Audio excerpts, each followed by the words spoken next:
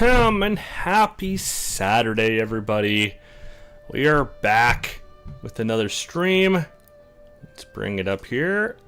There we go. Hello, everybody. Today we're starting I Love You, Colonel Sanders. Finger licking good dating simulator. I don't know anything really about it other than, it's made by KFC. Which is a company I did work for 11 years. As a kid, ages 17 to 28. Alright, so I do know this is not very long. I was curious, so I did a Google search to see how long it was. And it says the average game time is around 1.5 to 2 hours. So, that's perfect. I should be able to do this all in one stream, which is great. Mr. Joseph, howdy. It is early in the morning for you. What are you doing up? Holy cow. It's what, 4:24 a.m. for you? No, 2:25 a.m. Sorry. Bad math. Why are you still up? Holy cow.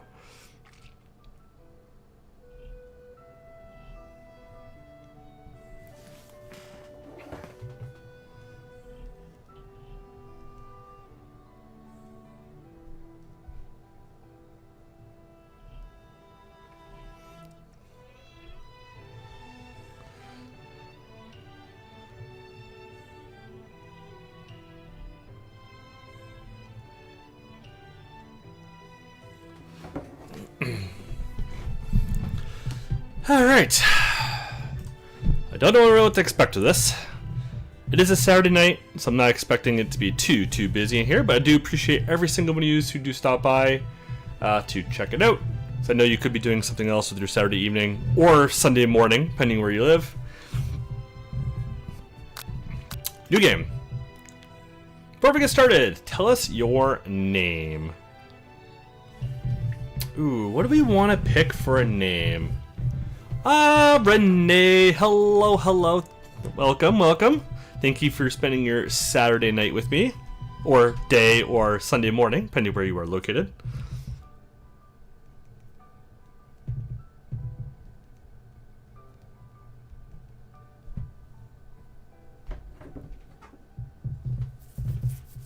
Well, that's strange. Why such a big gap? That's so weird.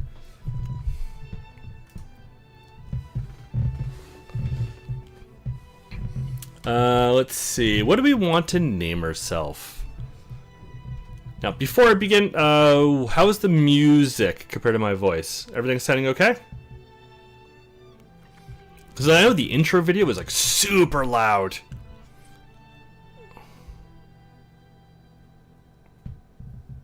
This is not a very good spot too. It's a little quiet, the music. Oh my god, that loud. We're gonna put Ken. Sure. Something easy.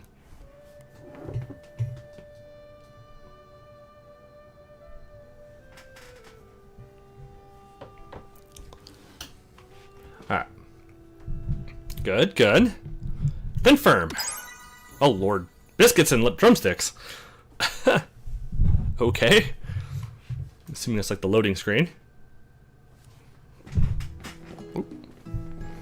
Oh, yeah. So you'll have to let me know if I need to turn down any music or anything. So I'm not sure how consistent it is during the gameplay.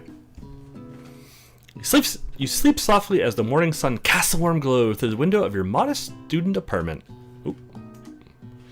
The world is peaceful and serene. You could stay in the moment forever.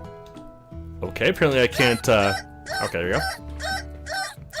Or you can wake up now. Now. First day of culinary school, no time to sleep, and oh lord, that noise. Oh god. Smack the clock. Oh lord, that was a noise. Laying in bed, you stare at the ceiling, thinking about everything that awaits you at the prestigious University of Cooking School, Academy for Learning. Your mind begins to wander. Who will be there? What will you cook? What should you wear? Time begins to fly by, and you find your imagination getting away from you. No, it's school, you gotta be serious.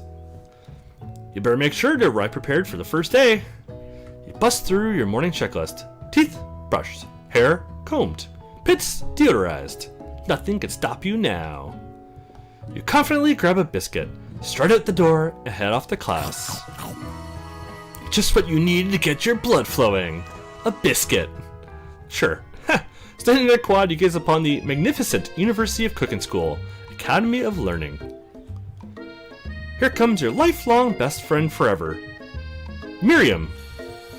She's the most adorable, awkward person you've ever met, and you absolutely love her for it. Good morning, Ken. Are you excited for the first day of the rest of our lives? Actually, because I sure am. Excited, a little nervous. Okay, a lot nervous. What the? Oh, what's the? Just that. Oh, it's just that. This morning I made breakfast for myself, but when I ate it, I couldn't taste any love in the food. What if I'm no good? What if I fail? Classic Miriam. Raised by master chef parents, she's always held herself to a very high standard. And since we are streaming, just want to say, tomorrow morning, for my time at least, I will be streaming on Twitch, and we'll be starting our Dragon Age Origins stream. I know Mr. Joseph is excited about that. I'm excited too to dive into it. I've never played a Dragon Age game before, so that'll be exciting. It'll be on Twitch, so I don't mess up YouTube or anything.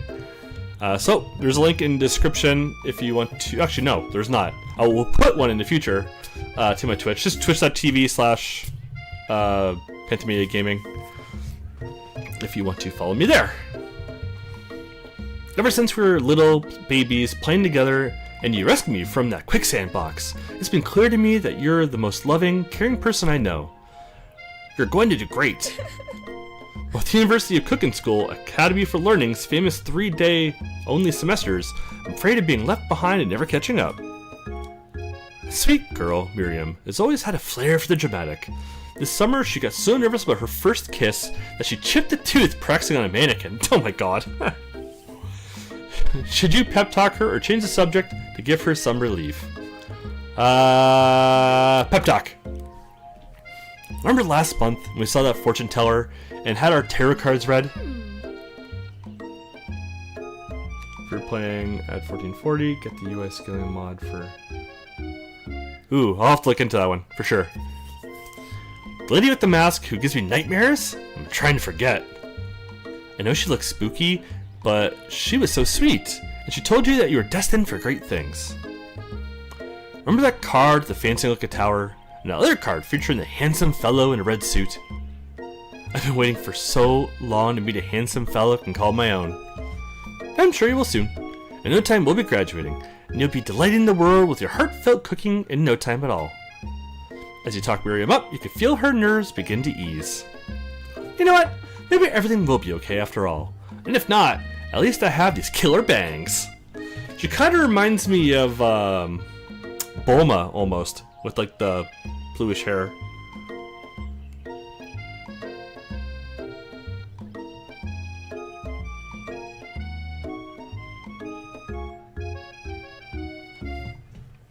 Can you believe I cut them myself? You can definitely believe it. I cannot believe it. Before you can get another word out, you're rudely interrupted when someone smacks your books and custom engraved measuring spoons out of your hands and onto the ground. Ugh, there's always one of those bullies. Hey! It's... Ashley? It's some weird way of saying Ashley? Ashley? Your arch rival. She's totally evil, but you can't help but be filled with jealousy. She can get anything she wants and she knows it. Hey! I'm gonna say Ashley. Screw it. Oh, and see you there, chicken shins! You leave Ken's shins alone. They're perfectly normal shins.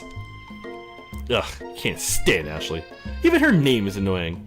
You know for a fact that it's actually Ashley, but she'd had to add extra letters to make herself feel better than everyone. I knew it! If anyone here knows what perfect shins look like, it's us. We're not gonna let you or your really weird insults get to us. Across the quad, you see Ashley's best friend, Van the Man. What? I stopped to look at his own reflection in the mirror. His pants are so tight you can see him casually working out his glutes while he styles his hair. No lie, they're rockin' glutes. Van the Man. Oh lord. If these names are any indication of what this game's gonna be about. Oh god. Van? You rang? You've never been sure what the arrangement is, but as long as you've known them, Ashley and Van have just been as close as you and Miriam, but substantially more devious. Can't believe that University of Cooking School okay, do you have to say the whole name every single time? Would ever allow people like you to attend as students? I know, right? You'd think to just hand us our diplomas now. Or maybe hire us as professors. You amateurs can learn a lot from us. The first day of school about to start, there's just not time to properly tell these two off, so you resist the urge. Let's go, Miriam. Psh, see you later, losers. As you approach the door, you see a goofy-looking kid pushing hard against the window directly next to it. Oopsie. What is happening in this game right now? I think it's broken. Reach forward and easily pull the door open. That should do the trick. I love you. I think you mean thank you? My name is Pop. I was named after my Pop. He's old. Oh my lord. Could someone like this also be a student at the school? He must be one heck of a chef. Also, his name tag clearly says Bob, but I guess he's reading it upside down. What are these characters?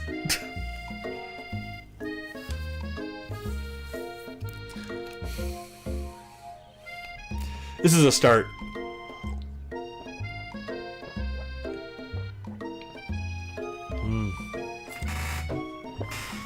Love me some ice cold water. Hi, Pop. I'm Ken. So, they can make me hold this door all day. Nope. If that young man walks in the building ahead of you, it's just me, or is he kind of cute? I think it's just you. We'll shrug your shoulders before following him into the building. Stand at the edge of the room, unsure where to sit. Other students wander in and keep themselves busy chit-chatting. The scruffy-looking pooch takes his place at a podium at the front of the class. Adorable! Okay. These names, first of all, and now we have Sprinkles, the professor? What is this game? Okay, what I want to know is how high were the people when they made this game? Oh my lord. What is even happening? Now, quiet down everyone. Who is this unreasonably cute pup, and why is he in our culinary class? You must be Sprinkles, head instructor and CEO of UCSL. What? UCSAL. Please call me Professor Dog. I may be cute and little and fluffy, but I still demand respect. Woof. What? A cute dog is our professor? This is the best school ever! I guess only a dog's nose capable of picking up all the nuances of fine dining. Not to mention all the hair it's gonna end up in the food. Out of nowhere, wind begins to rush around you as a swirl of cherry blossom petals fill the air inside the classroom. I'm chilly. Someone close the window. Oh my god, this kid.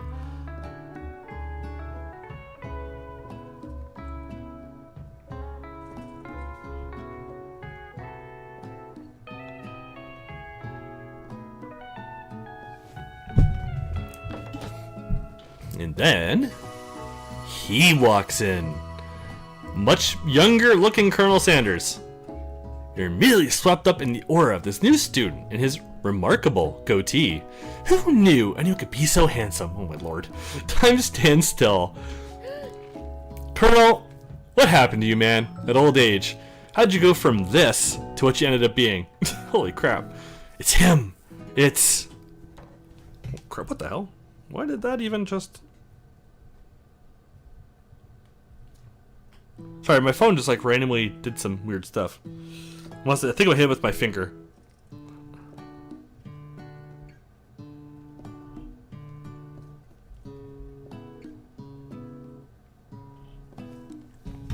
Sorry about that. If it isn't my favorite student, Harland. Colonel Sanders interrupts Sprinkles, sorry, Professor Dog, before he can finish his sentence. Please, call me Colonel. Colonel Sanders. A hushed murmur rolls through the classroom as Colonel Sanders walks down the aisle of decks. Suddenly, the room is sweltering. Sweat begins to bead across your brow. You feel like everyone is looking at you, and you're not entirely wrong. And this over here must be Sweaty Sweats a lot. What? Maybe you should open that window back up before Faucet Pits melts into a puddle and evaporates entirely. Hold on, just a second. Nobody talks to my friend like that. You two both know my name. We were in the same kindergarten class. And what is with all your really weird insults? Besides, when Ken sweats, it's not gross. It's beautiful. Look at that shimmer. No one will ever say that. Yeah, let's clean stuff up. It's a good thing you didn't forget about that deodorant this morning. This classroom is hot, hot, hot. Oh, Lord. Professor Dog steps in to settle the class down and to get some ground rules. Welcome to University of Cooking School, Academy for Learning, the greatest culinary academy in the world. The birthplace of culinary legends past, present, and future. Many challenges await you. There will be tears, there will be blood, there might even be really adorable tiny food. And when all is said and done, there will be a battle. You lift your sporks to complete in the broom cooking arena? Sure. Just then, another student enters the classroom and interrupts the professor's rousing speech. Hi guys, sorry I'm late. Hope everyone had a good summer. I really miss... Quiet! Late to class is bad enough, but interrupting my monologue? You're on the fast track out of here, young man. Are you sure you're even in the right place? Don't you recognize me? This is my 3rd year in this school with you as my teacher. Everyone stares at him blankly. Oof, 3 years. Does no one remember me? You're expelled if you utter one more word before I finish. Let that be a lesson to you students, that tardiness is unacceptable. Even Clink made it here on time, rolling halfway across town on his tiny wheels. You turn to see the student Sprinkles is referencing, who appears to be some sort of industrial kitchen appliance.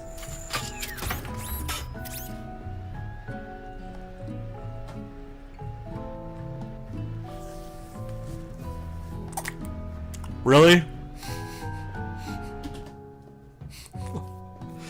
Sure. The class bursts into laughter. Oh, Clank, you rascal!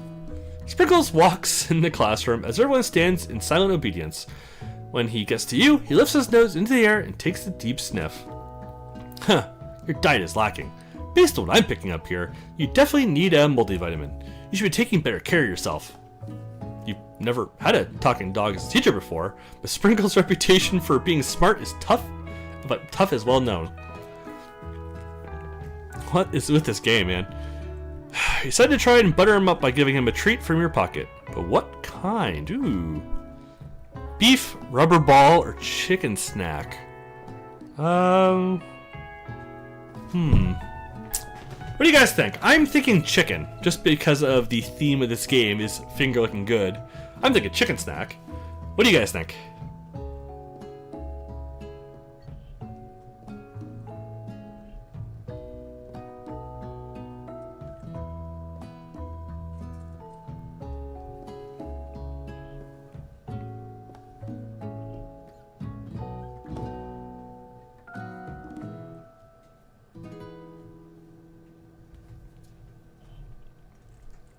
Three?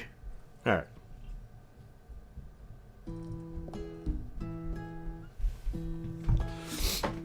Alright, we'll go to number 3. Chicken snack. Reach beneath your apron and return with the chicken snack in your hand. Sprinkle's eyes go wide as he locks onto it. His favorite! Yay! Nice choice. Well, well, well. I think there might be some competition for new star student. The furry professor immediately devours the snack, leaving your hand slick with a coating of warm doggy drool. You see the other students eyeing you jealously, but pay no mind to them. If they want to succeed in life, they should have learned the importance of carrying a range of dog treat flavors on them at all times. Settle down, young chefs. Take your seats and prepare to have your minds open to the amazing possibilities of culinary creation. As everyone rushes to claim their favorite seats, you're left standing at the front of the room. Only two options remain. Hey Ken, there's still a seat here. Seems that no one has claimed this seat next to me, if you're interested. Two good options, but which will you choose? Alright, you two. Colonel Sanders or Bestie?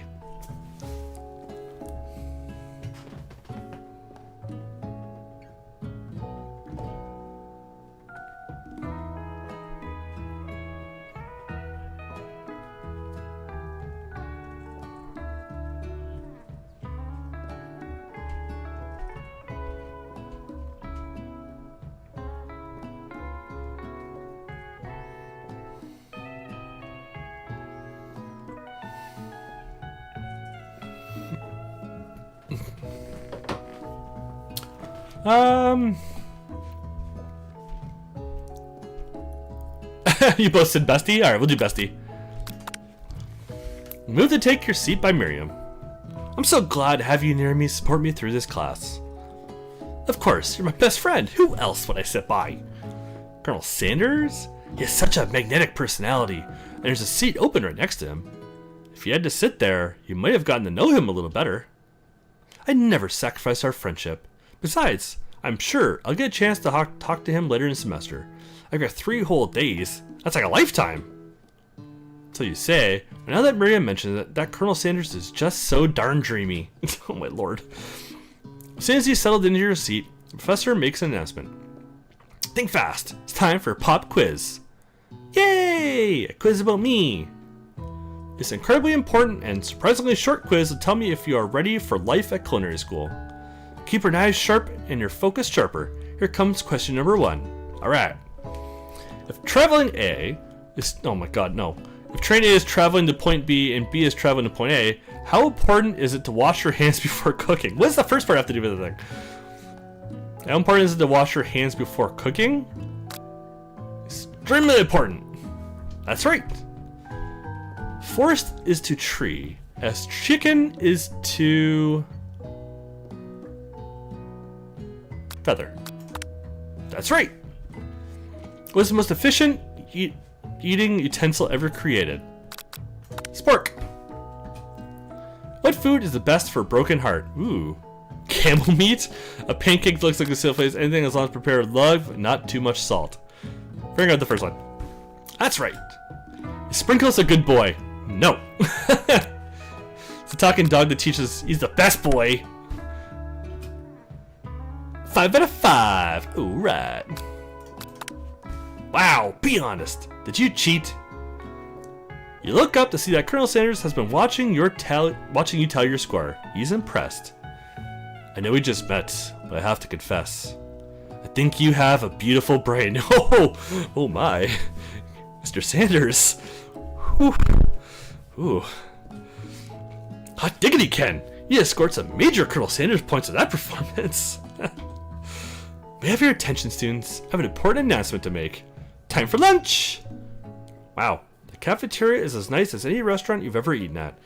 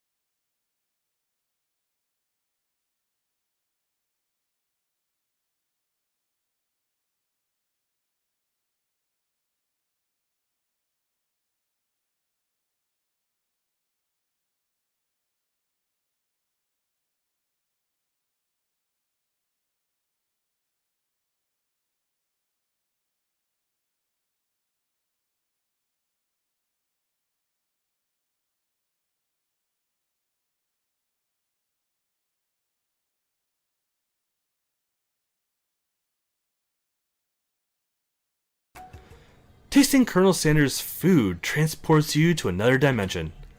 Alone with your taste buds, gripping a drumstick in your hand, you float weightlessly. Ooh, focus your mind and meditate on this moment and try and identify every flavor. Savor the moment.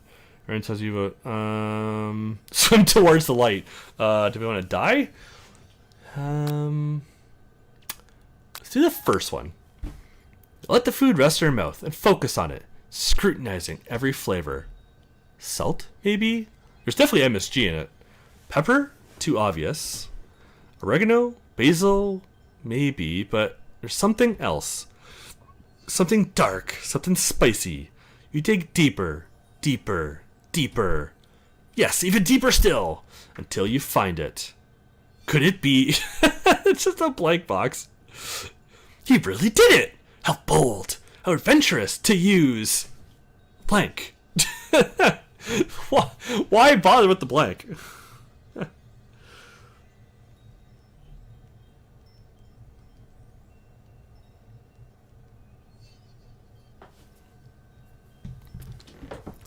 You try to go even deeper into the sea of flavors, but this revelation alone is more than you can handle. You snap out of it and realize that this information was meant to remain a secret, and yet, now you know. A mantle of responsibility now rests upon your shoulders. As you look around, you realize that everyone in the room is consumed by the lunch. No one noticed that you've traveled through space and time. After tasting this food, you try to get some one-on-one time with Colonel Sanders. Approach the Colonel. Colonel Sanders smells ever so softly as you approach. He stops what he is doing and allows you to break the silence. Colonel, I wonder if I could talk to you for a second. Anything for a fellow chef? What exactly was on that chicken? How bold to come out and ask! It's an idea I had for a new combination of flavors that'll make me my fortune and establish my legacy for all time as I open a chain of highly successful fried chicken restaurants. No big deal. It's just you and me here talking. I can keep a secret. In fact, I've got some of my own I'd be willing to trade. What's the rush? The semester is only getting started. We've got 2 more whole days to get to know each other. He's clearly not going to give it up easily, but it doesn't hurt to be persistent. You know what they say about secrets, Colonel? Shouldn't learning be fun? Aww. You've got moxie, I'll give you that. Colonel Sanders looks both ways to make sure you're truly alone, and then leans in. You can feel his warm breath as he whispers. Just one ingredient, but you can't tell. I use blank. It's something my great-grandmother taught me. Blank? Wow, you'd never guess that. In fact, you're not even sure where you'd get some if you searched. And blank definitely isn't the flavor you tasted before. So now you're 2 ingredients closer to knowing the full recipe. But you don't tell Colonel Sanders that.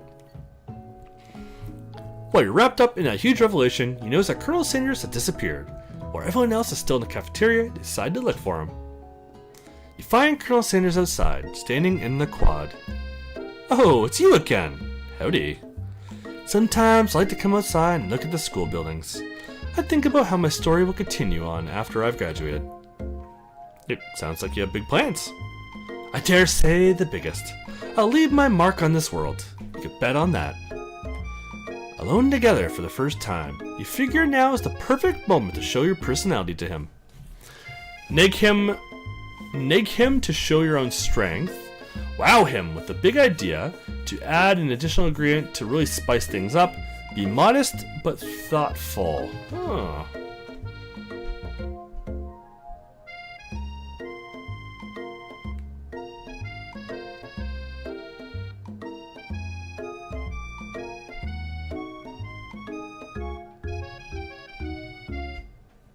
Sorry, I was talking to someone.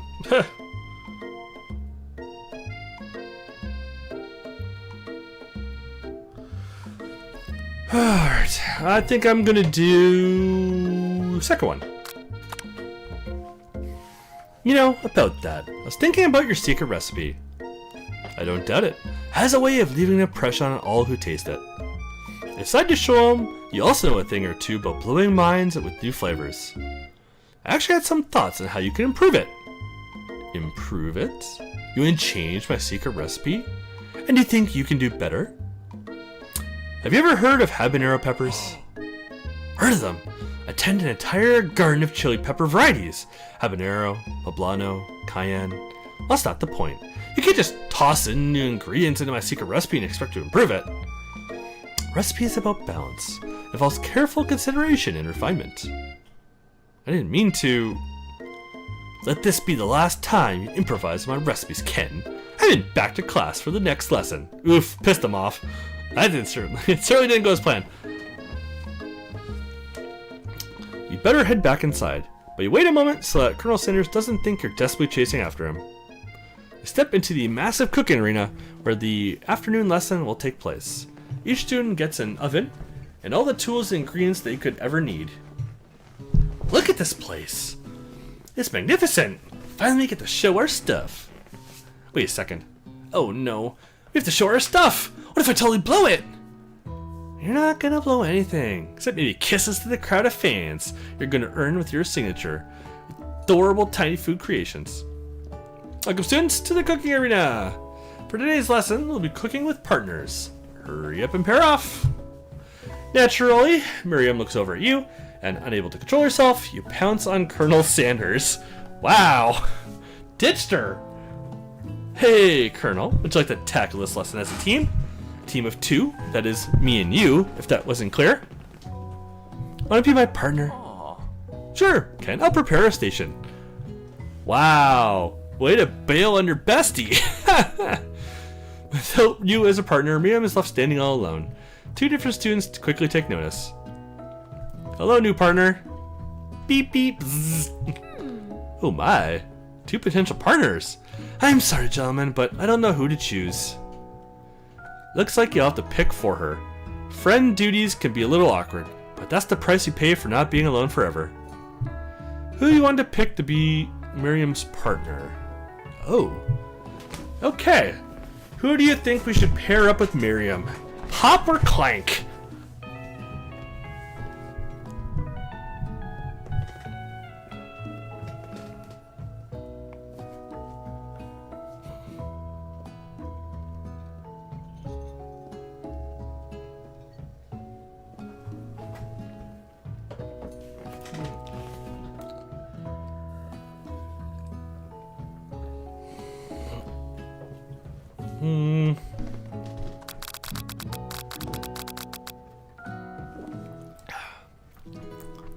I think I want to go with Pop, I think, here. Yeah, we'll go Pop. Sorry, Clank, but I think Miriam would be partying with Pop today. Aww, sad. Pop gives a big smile as he steps up to the same station as Miriam. I'm a chef. He holds up a banana without peeling it, probably eats the entire thing. Ugh. It's disconcerting, but Miriam is too kind to act grossed out. I love your enthusiasm, Pop. She looks at you. Oh, she looks at you like, really, this kid? It's too late to change your choice now. It's time to focus on your own cooking classwork. Alright, you two. For today's lesson, we're going to keep it simple. Pick a basic dish and divide up the steps. No chef is an island. It takes two flints to make a fire. You get the idea. Which dish do you suggest to your partner, Colonel Sanders? Alright, the steak tartare seems easy enough. It's fancy, you don't even need to cook it. Using octopus will blow Colonel Sanders' mind. Your grandmother's mashed potatoes and gravy. Now, because this is a KFC game, I am leaning towards the mashed potatoes and gravy part.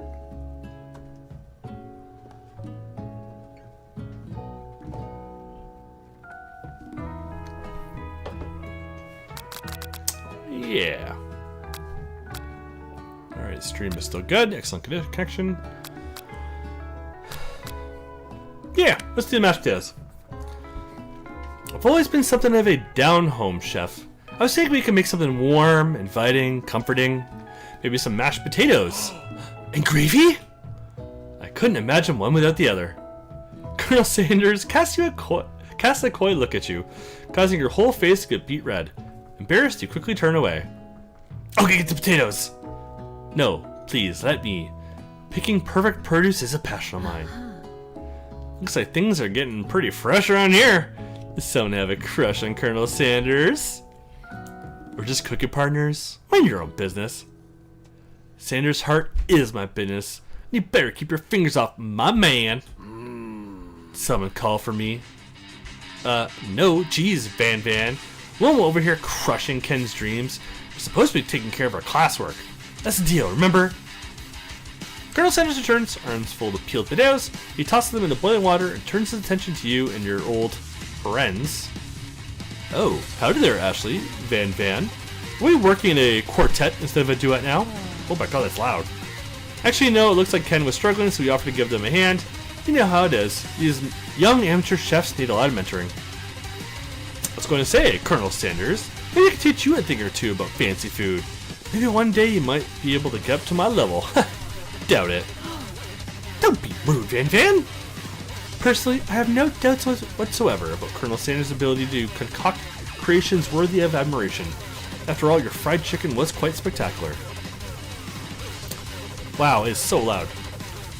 Colonel, if you ask me, I might make a better partner for you than this thing that has positioned itself at your station. Don't you feel deep down that we cast complementary shadows? Excuse me.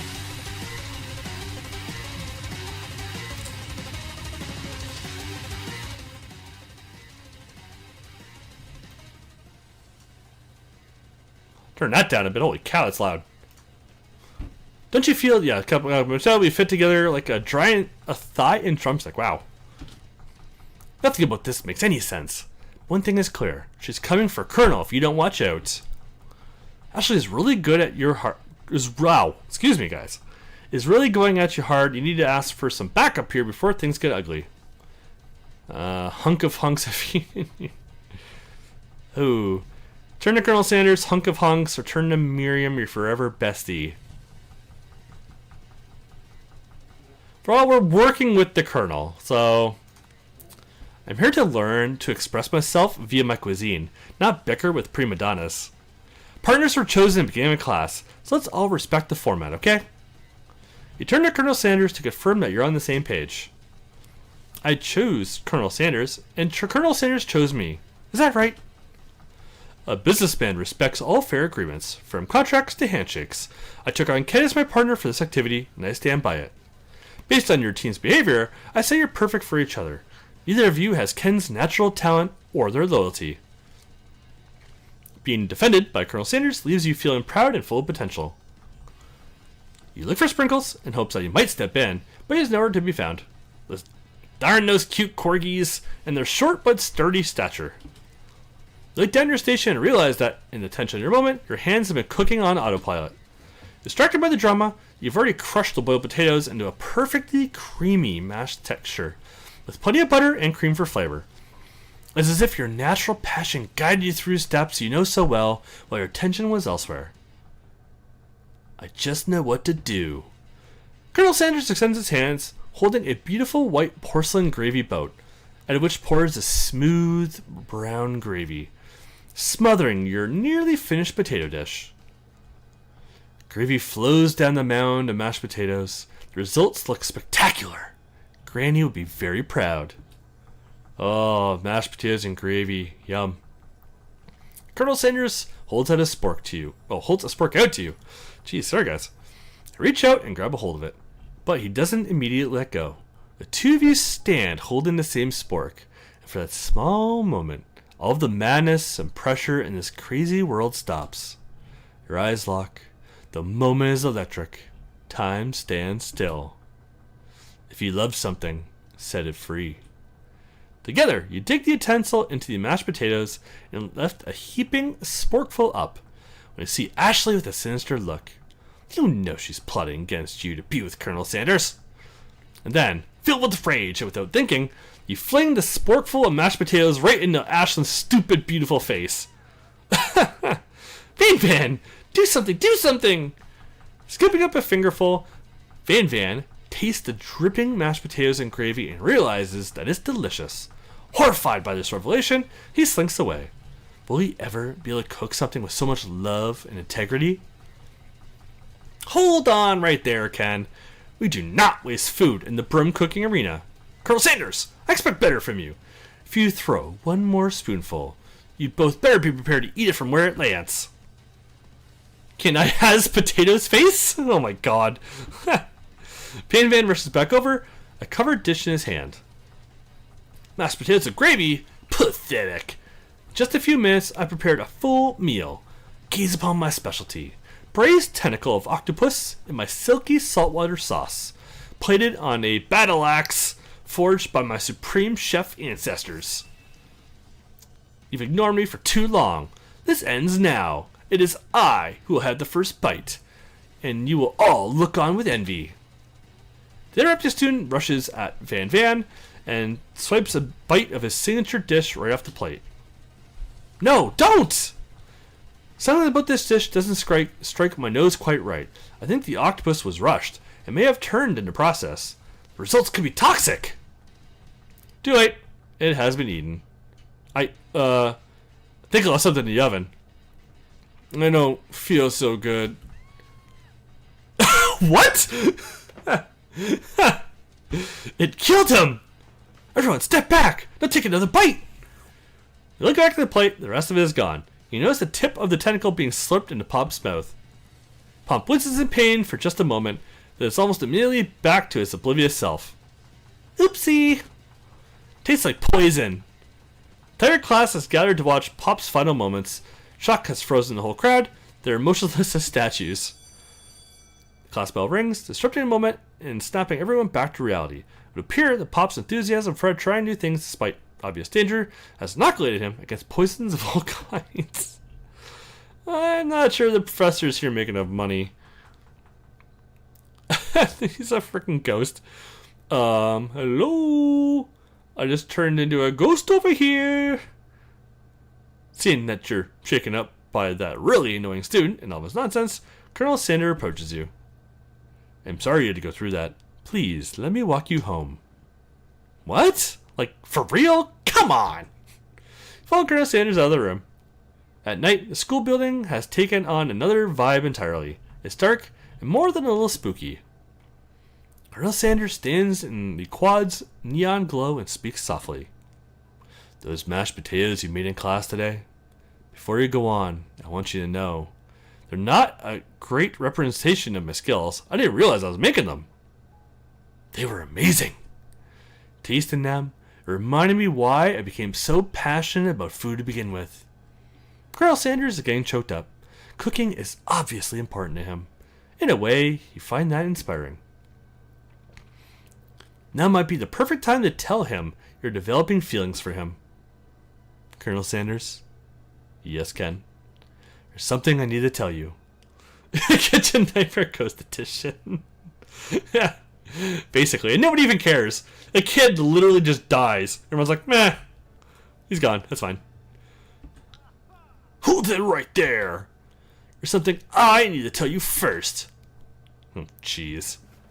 You see, when I was just a boy, I had a dream that one day I would be the greatest chef the world has ever seen.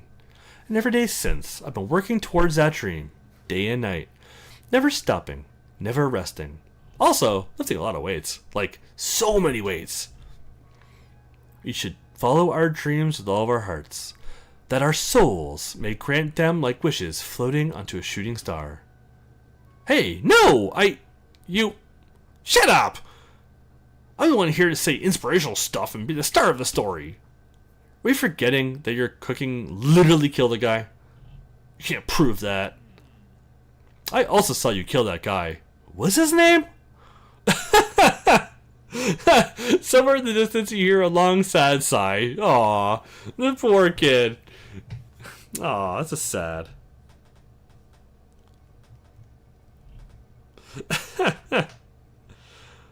That's just sad. I'm gonna turn the music back up. Yeah, it's not like blaring in my ears. Alright, there we go. Forget him. We're talking about me. Me. I'm the hero. The Spork Monster is here to fight a hero. Ugh, Spork Monster. I think of the first door open. Later, nerds. How dare you threaten me just as I was letting my guard down and connecting with another chef on an emotional level? What is happening in this game? Be afraid. Be very afraid of me. Because I'm a monster. See? Is he rhyming on purpose, or is that just a coincidence? But before you can discuss syntax any further, it's a turn-based fight sequence. What? Okay. Okay. Whatever these developers were on, they need to be sharing that shit, because holy cow. What will you do?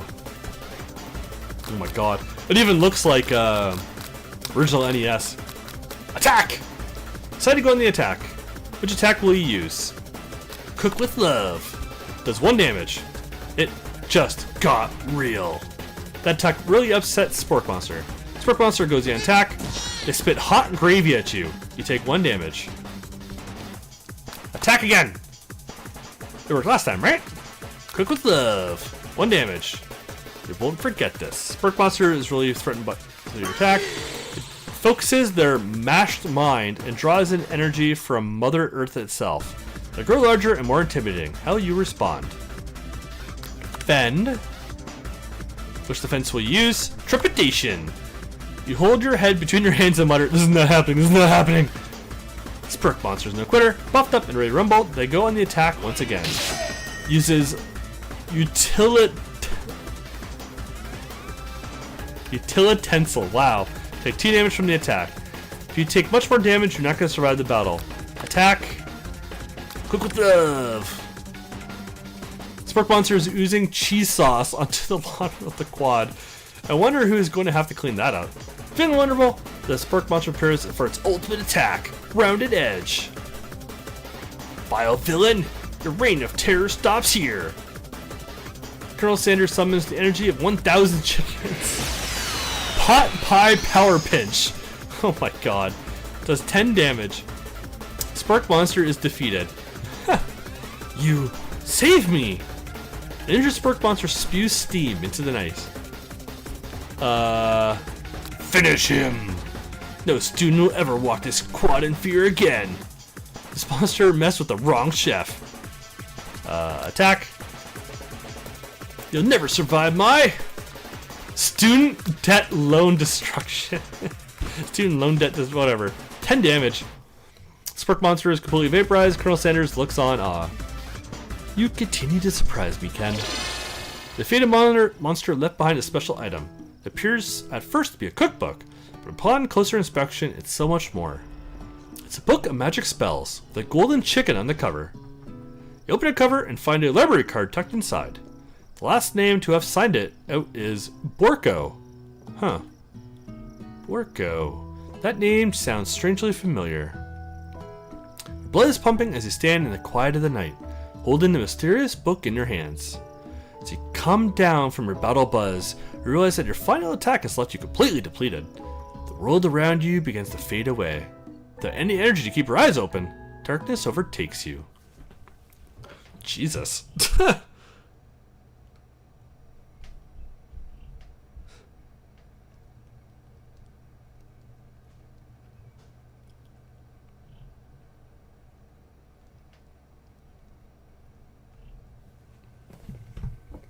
The image of Colonel Sanders flashes before your eyes as you fall asleep. He must have helped you to get home. In your tired state, you don't know if you could have made it without him. What a guy. Okay, first I want to see, what is this bucket? Oh, it's just the menu. Okay, that's fine. You want to thank him, but you don't have the strength to utter a single word. You feel your covers being pulled up over you as you are tucked in tightly. Good night, my Colonel. In your dreams, you're together with Colonel Sanders. For some reason, Sprinkles is also there, instructing your love. Dreams are weird.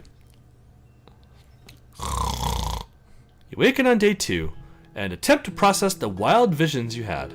Were they memories or premonitions?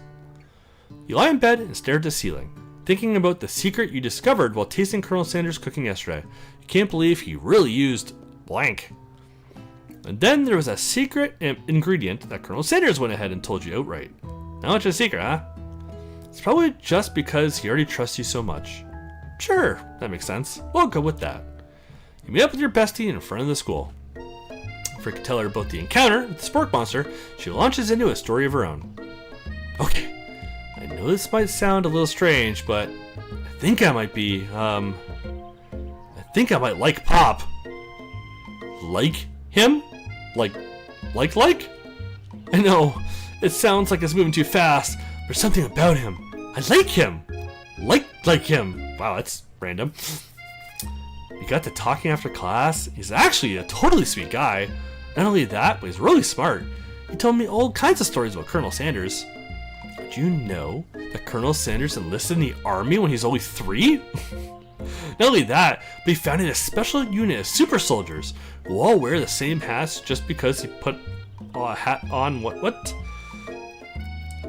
Who all wore the same hats just because he put a hat on one time and he thought it looked super cool. Wow, that's strange. Okay. But Colonel Sanders doesn't even wear a hat. He wears a ribbon tie. Either way, maybe it'd be best if you took it slow with this new boy, like I am with Colonel Sanders. You and Colonel Sanders, the coolest guy in school, the most famous student to ever attend University of Cooking School, Academy for Learning. You're a thing now? You definitely connected yesterday. You sure did. You're great. Why wouldn't he be into you, I guess? Laughing at the implication that you and Colonel Sanders might be a thing is definitely not cool. You are great. You have an idea about how to prove that your love is real. What is with this game?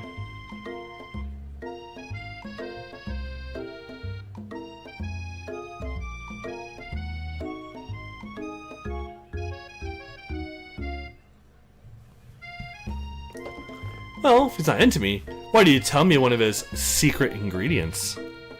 However, you don't tell her that you know a second ingredient too, which you discover on your own. The bestie's eyes lighten up. A secret ingredient? Yeah, I just said that. A secret ingredient. Is there a dramatic echo in here? Miriam checks to make sure you're alone before continuing. So this summer, while I was on vacation with my family, a lovely man approached me in the botanical garden where I was wandering. This can't be good. He told me all about his passion for spices. Secret spices. The man even gave me some to show me what he meant. He said it was a powder created from super duper rare dried flower petals. That if I did him a big favor, I could have some of my own. Please, Miriam, don't tell me. So I filled my suitcase with them and brought them home. He was so nice, he even met me at the gate when I arrived. Later, when I cooked with them, a very strange feeling came over me, and the flavor was unlike anything I'd ever tasted. I think you're being very liberal with the meaning of spices here. Whatever. Anyhow, we both share an interest in cooking, so we stayed in touch, like pen pals. I bet he would love to know more about new spices. Well, I'm definitely not supposed to share Colonel Sanders' secret recipe, and besides, I only know the one ingredient, so I doubt it'd mean much use to anyone. Please, please, please! It would mean the world to me! No one has to know it came from you, or from Colonel Sanders. What do you think? Should you protect Colonel Sanders' secret, or share it with your bestie? Man, make up a fake ingredient?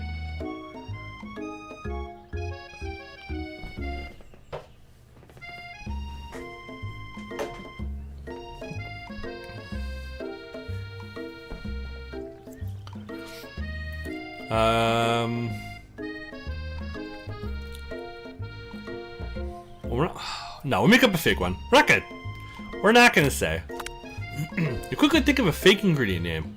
I don't know, how about... It was Eye of Newt. I know, it sounds like some kind of witch's potion, but what can you do? Eye of Newt. Wow! Her eyes light up imagining such a thing, and you figure out you've satisfied your curiosity and she'll move on. However, she immediately turns around and does some thumb typing on her phone that you can't quite see. That's probably not good. However, before you can ask her to confirm that she was definitely not texting secrets to other people, you're interrupted. Wind rushes in. Cherry blossom petals fill the air. It's Colonel Sanders. He's arriving at school. Stand back and admire his majestic glory or run to him? No, we'll admire. His horse is truly a thing of beauty. Without ever acknowledging that he's being watched, he does a short horse dance before dismounting with a flourish, and slaps the beautiful creature gently on his rear, sending it running free into the countryside. You're so struck by the sight of him that you lose the ability to speak coherently. Oh, I didn't realize anyone was watching. Don't worry, he knows his way home. You attempt to compliment Colonel Sanders, but the words don't come out exactly right. Oh, Lord. What a horseful butte you have. I mean, horseful butte you have. Dang it! That's just what I said! Being a good friend, Miriam attempts to cover for you. Oh, Ken! Just gets more nervous around people they like. What? That's not helping. I mean, they got food poisoning and were up all night. It was gruesome. You should have seen it. She gives you a wink and a smile, as if to say, situation handled. Can't blame a girl for trying. And with that, Colonel Sanders disappears into school, leaving you and Miriam to follow. At the end of the classroom, you can see your two rivals, Ashley and Van Van.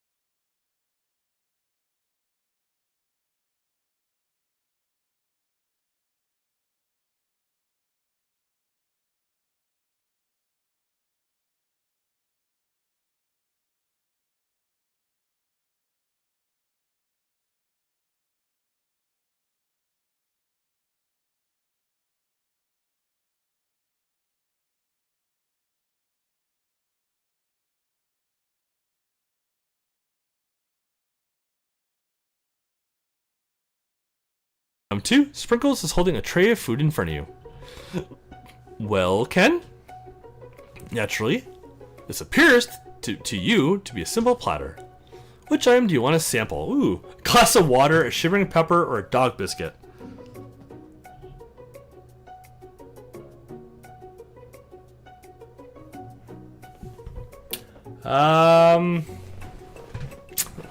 Think we're probably gonna do the pepper.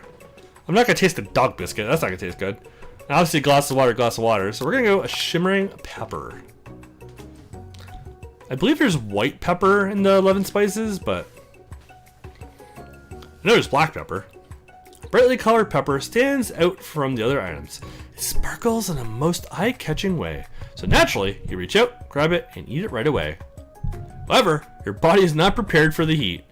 The pepper has triggered an intense spice hallucination. It feels like forever as you trip through the capsaicin high. Woo! Oh my god, the ghost. My friend. Ooh. This guy again? I'm here to give you an important message. Ooh. You must avenge my death and fulfill your destiny. Ooh. Pearlie's Dracula. All you could do is... I was saying, to fulfill your destiny, all you must do is... Sorry, I still think I got some spice stuck in my throat. It's fine, I'll work through. To fulfill... the prophecy. You must. You feel yourself begin to regain consciousness. Aw, man. You come to and find everyone staring at you. That pepper was the last of its kind on Earth. Now it's gone forever. Think to yourself, geez, I should pay better attention. But I'll make mistakes. I'm sure he'll forgive you. Someday? Come on, it's time for lunch. Before anyone can relax, the cafeteria's light.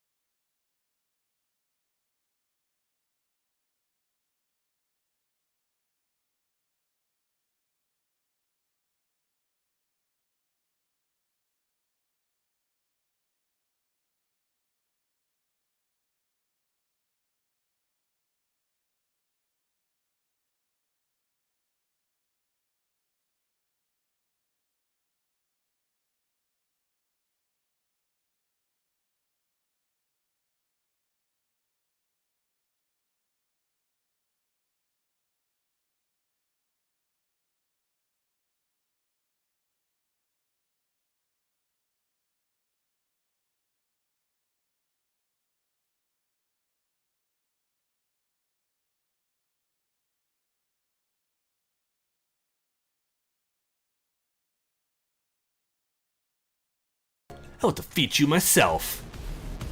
You had his chicken, and he made mashed potatoes and gravy on day 1, and you're feeling like you can really impress him again here. It's time to boil some water for the potatoes. Think fast. If the timer runs down, you'll be forced to pick randomly. Oh god. What temperature does water boil at? 100. That's right! But how would you have gotten this far without knowing that? Let's see. Winner gets to rub my furry belly. Let that taste. Okay. You're going to need to season this chicken before you cook it. You don't know exactly, but you have an idea. It's 11 herbs and spices. That's right. Now you got some basic steps going. You'll have time to elevate your craft. What state of mind offers the most flavor? Trust. Wrong. Jeez. Next question. Your classmates are rooting for you, but actually somebody stronger, faster than you. You are a quick pace you want to survive. When you were a child, your mother told you never forget where you came from. Every day you meditate on suffice and draw energy from that place. Now would be a great time to harvest energy. Where does it come from? There we go. Aroo! Sure. You try to shut out the noisy arena and focus on your cooking. What is the sound of success? Sizzling. Wrong! Let me get the spray bottle. Damn it, I'm doing bad. You notice Colonel Sanders out of the corner of your eye. I believe in you, Ken! He's actually cheering you on! Which would be awesome, except knowing he's watching you makes you totally forget what you're doing. And all you can think about is Colonel Sanders. How many spoonfuls of gravy would it take to feel a traditional... Oh, what the hell? How do you get to finish reading it? Grr. You're stranded design with only one dessert cookbook. Which one do you take? What a hunk! I know, right? You know what? Should we focus on the challenge? You're falling behind. I forgot the question. Oh my god, I didn't get to pick anything! You're really struggling. I can't even pick anything! Already begun plating elements of her dish, colorful and complex. To make up time, you test her. I can't read that fast! You test her biscuit dough and it's famous when you do the crowd gasps. Yikes! Zip! I know you love nothing more than seeing a fellow appliance utilized in a kitchen battle, but sometimes that means sacrificing the personal touch. Brr. You may not have any hands, but Ken does, and a good chef needs to be touching the dough to know when it's properly mixed. There's an easy way and a hard way. You don't get far by going the easy way. When checking how serious your error was, you immediately shove your hand in the mixer to rescue dough before it's overmixed. Ken, no! We're not fast enough, it gets stuck immediately crushed by me.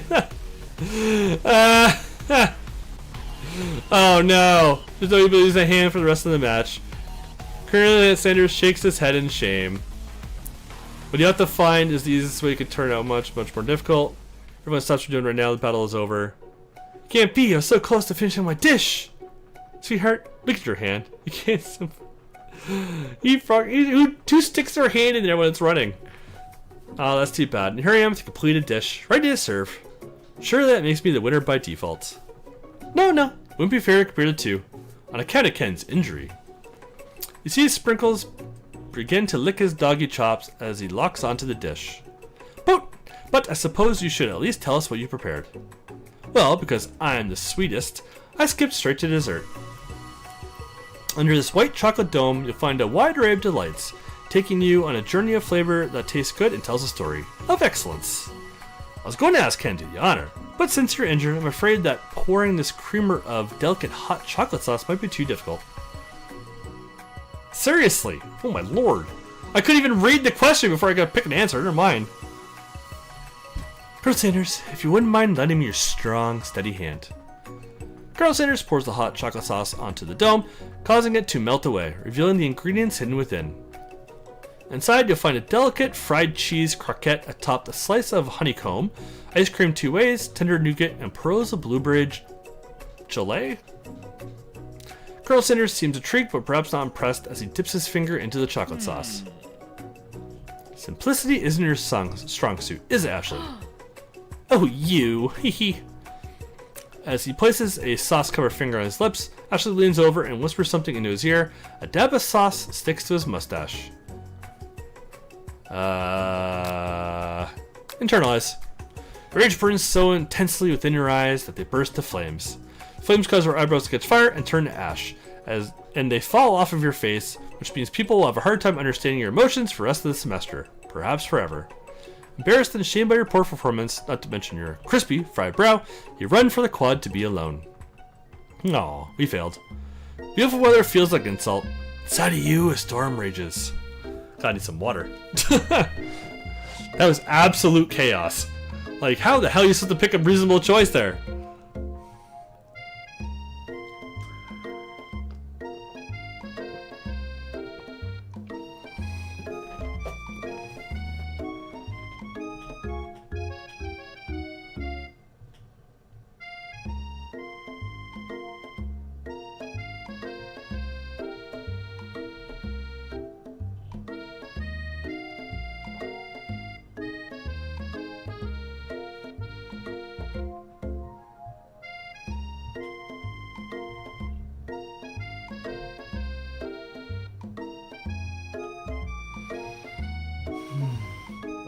Sorry, I was giving my throat a chance to rest for a second too. I don't know why. It's like very dry today.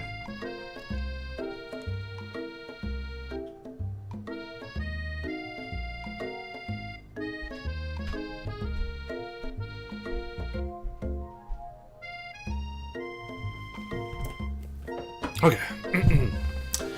It's Colonel Sanders. He's probably here to tell you that he and Ashley are in love and decide to get married. And he won't even ask you to cater his wedding, because you're a terrible chef and an awful person. You try to hide from him, but he approaches you directly. Oh, I know you're hurting right now. No, not just from the devastating loss, but from that run-in with the mixer and that small fire. You should get that checked out. Ow, fix my leg. Oh. Ow. I'm fine. Can't you just leave me alone? I'm a loser. I'm not fit to fill your fryer. I'll never be a master chef. Failure is a part of life, not just for you, but for all of us. Do you think I've never failed anything before? That's exactly what I think. Well, then think again. I wasn't always the man you see before me. Enrolled in culinary school, incredibly handsome, successful, motivated. Well, handsome, sure. I was born that way. But I've walked other paths and arrived at dead ends. I was passionate about life, but I failed as an obstetrician? Sure. I was passionate about justice, but I failed as a lawyer. I was passionate about livestock, but I even failed as a mule handler. That one was especially humiliating. Mules can be so cruel. I didn't know. People could see my delicate ribbon tie, my well-kept beard, and assume that I've got it all together, which is true now, but it hasn't always been. Sounds like this guy could really use a hug. I resolved then I was going to amount to something. No amount of hours, labor, or money would deter me from giving the best I had to give. As Colonel Sanders changes focus, you can see something ignite inside of him, a burning passion. One has to remember that every failure can be a stepping stone to something better. My new dream isn't pure, it's honest. It's something that a humble man in a crisp white suit can be proud of. I'll create a new chain of chicken restaurants that'll bring joy to the entire world and make up for my past misdeeds. Yay! Just as your moment grows intimate, you're interrupted by a threatening, shadowy presence. Oh, for God's sake. Battle scarred from the night before, you prepare for the worst. Really? Gorko, the Spark Monster, is here to fight a hero. Again? Is anyone else feeling a bit of deja vu? I'm sorry, Gorko. I could have sworn we already battled you last night. That was Borko, my twin! And I, Gorko, am here to avenge them. Are you stronger than Borko? Well, we're twins, so... No, not really. We're pretty much exactly equal in every way. Why do you ask? Heh. Colonel Sanders smirks. He's already on the same page as you. It's just that we beat Borko pretty easily, so I don't think you have much of a chance. Not to mention, I really feel guilty about that. If I could take it back, I would. I think what Ken is saying, can't we just be friends? Life's too short for making enemies. I suppose we don't really need to fight. Just that I've got these pointy teeth and claws. All the better for enjoying tasty foods. Surely you like to eat, don't we all? Of course I do. Inspiration strikes and you come up with a quick idea. Chomp on this! You toss a biscuit into Gorko's open mouth and he devours it in one gulp. Delicious! You're much nicer than the evil students who once upon a time turned me into this creature who stands here today. I don't believe it. You were human once? What? Well, no, I was a Chihuahua, but I was still a student at the school till one day some mean kids with a magic spell book cast a dark enchantment on me, and I was forever transformed. Excuse me. Magic spell book? Okay. So there's turn-based battles. There's magic in here. What universe are we in? What? My lord. Precisely. Borko used to have a copy, but somewhere along the way I've lost it. If you find such a book, I beg of you, respect it. You're a powerful chef, and shouldn't rely on such dark and evil magic. No, you should be protecting the innocent from those who would cheat them through sorcery and guile. If you need me, don't fear, I'll be there. Sounds like there are some bad cooks in the kitchen of life. Ken, together, I am sure we can defeat them. Come back to my hideaway and we can discuss. Personal invite. I can't imagine what Colonel Sanders' home must be like, but sounds like you're about to find out. Stepping inside his home, surrounded by his things, you start to feel a special bond with him. Looks like you live such an exciting life, Colonel Sanders. Every day could be adventurous, if you approach it with the right attitude. Long ago, I made a decision to never stop searching. Never stop working. Never stop imagining. With talking talks. Have you ever been working on any new recipes I've known lately? I'm always excited to talk about food with another ambitious chef. Well, there is something. It's just a side dish that I've been tinkering with, but trying to find the right balance of flavors and textures. I'm not sure I've nailed it yet, but I'm close. Colonel Sanders' eyes perk up as he starts to wonder what dish you might be describing. It's meant to pair with something spicy, or something crispy, both perhaps? Now you've got him right where you want him. Should you reveal your new creation to him, or keep it a secret just for you? We're gonna reveal. Let's bond with the Colonel. Decide that you're as ready as you'll ever be to share your original cooking with Colonel Sanders. Before you can talk yourself out of it, decide to dive in head first. Reach in your lunch bag for a special dish that you've been keeping on ice all day. I present to you my original coleslaw. Of course it is. Original coleslaw. Of course. Now, did you know there's more than one KFC coleslaw? Dogs. Cooking dogs. You know there's actually more than one coleslaw? There's like the bright, like fluorescent green coleslaw.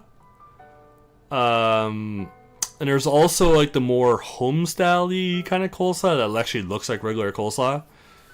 They both suck. I don't like coleslaw. I think they both suck. But it's actually two versions, depending on where you live. Shredded cabbage glistens in the light of Colonel Sanders' Lux hideaway. That looks more like the green one. Magnificent! Together you chow down on the creamy slaw, just until a spoonful remains in the bowl. Do you mind if I hold on to the last bite?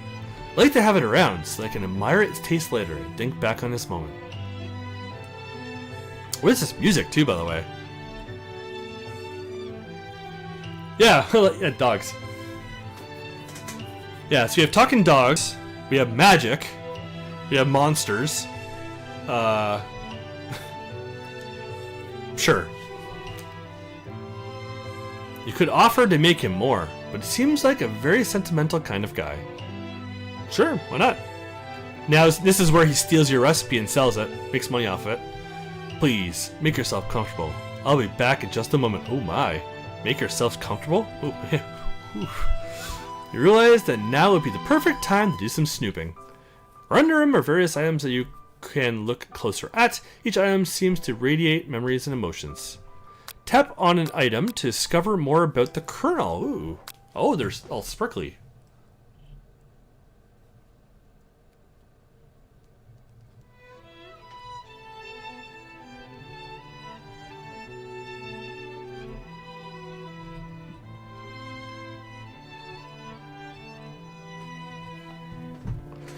Alright, so let's do this one. This must be where he keeps the secret safe. Oh, secret recipe. Think for a moment, what number is important to Colonel Sanders? And it dawns on you. As soon as you turn the dial to 111111, the safe opens. Inside it, you find a single note. Can chicken be prepared sashimi style? Tap on an item to discover. That reminds me. I remember there was this promo we had once. Oh, crap, what was it? It was like an Asian style for the chicken. Oh, I can't remember. I had it on the tip of my tongue. Now I can't remember what it was called. But it was like it's like Asian seasoning that we sprinkled on the chicken. It never sold. Like, nobody bought it. It was such a disaster of a promo. Okay, let's do the pictures. Adorable little baby crawls across the floor from the goatee and mustache combo he really? You figure this must be the Colonel himself. That or maybe the drumstick that he seems to be waving like a rattle. Who frames a baby picture of just themselves? Probably the same type of person who make their own face the logo of the company they founded. Am I right? Oh, I didn't actually mean to click on that. You gaze out the window across the vast lake and mountain range beyond. Just then, the ghost of the student pops. Oh my god, this fucking ghost. Are you thinking about heading out into the world on a quest to avenge my death? Wait, what? I don't even know your name. Why would I avenge you? I could just tell you my name right now. It's... Can't you see in the middle of something? You open the window a crack, and the ghost of student is swept out of him. That poor guy. He's gone. Okay, this photo appears to be Colonel Sanders, except he's an old man visiting the pyramid... What? Old man? What universe are we in? How are we now hanging out with a young, thin Colonel Sanders, but there's a picture of him old on the wall? What? Maybe this is where he discovered one of his secret herbs and spices. Oh. One of the frames photos shows an old man who looks a little bit like Colonel Sanders standing with a friend. They hold fried chicken drumsticks and appear to be cheersing them. Do they? No, they aren't. What are you looking at? Look closely and see that there's another short inscription. Wonder who my friend Pete is. This. Time paradox. Seriously. A lock of silver hair is woven through the teeth of the comb. Upon first inspection, you realize the hair therein isn't just silvery in color, it's actually made of spun silver. Okay. Scented candle, you pick it up and try to identify the smell. Power tool? Freshly starched collar? Piece of wood floating in the lake? Summer of 69? No. It's one of the secret recipe ingredients. It's blank! Ooh. Very realistic stuffed chicken sitting on the corner table. When you pick it up, you realize it isn't just... It's real. Taxidermy. Must have been important to Colonel Sanders when it was alive. A little note clipped to the chicken's foot reads, the true state bird of the great state of Kentucky. Interesting. Urn. Take a closer look at the large urn sitting in the nearby pedestal. There's a plaque on it. It's dusty, but when you wipe it off, you can read its inscription. It says, here lies the ashes of all my past careers and business failures. Poor guy. Just the door, right? You open the door to Colonel Sanders' closet and find a row of his signature white suits hanging within. You take one off its hanger and try it on. The jacket is a bit big for you, but it's soft and comfortable. You give yourself a deep hug, breathing in his scent. They say that home is where the heart is. Is this what they meant? Before you can look any further, here Colonel Sanders is returning. He has a new dish that he's been working on. He wants you to taste it. You try to act casual until he asks you why you're wearing his jacket. Aww. I don't usually loan those out, but I must say it does look good on you. Okay, so what dish do we think this is? So we've done mashed potatoes and gravy. We've already had something from the bucket. We have a coleslaw. We've already threw biscuits around, so I don't think it's that. Let's try to think what's left. What other dishes are there? There's like the macaroni salad, potato salad, fries, corn. When I first started, we used to have a vegetable salad. Oh, it smelled like a foot. Nobody ever bought it. It was absolutely disgusting. Trying to think what else would there be. Extra crispy? Ooh. Extra crispy chicken. Maybe that's what this will be. Oh, extra crispy is so good. It was marinated in like this garlic marinade. Oh, yum. Oh crap, the jacket. Forgot to take it off. Decide now is your moment. Make a big move. Tell him you're cold. You fess up and tell the truth. Let's take it. Let's do it. Whoa, whoa, whoa. That isn't this kind of game. Not that we blame you for trying. But still. Game over. Try again or give up. What? Try again. What? Game over? What? What?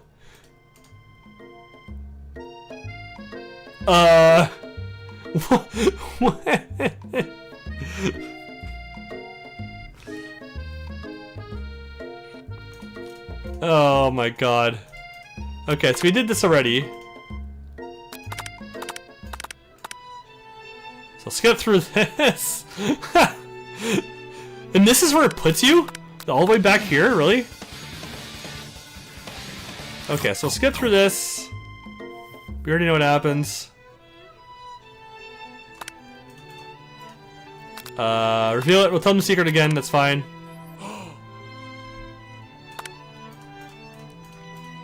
Okay, so let's go the urn.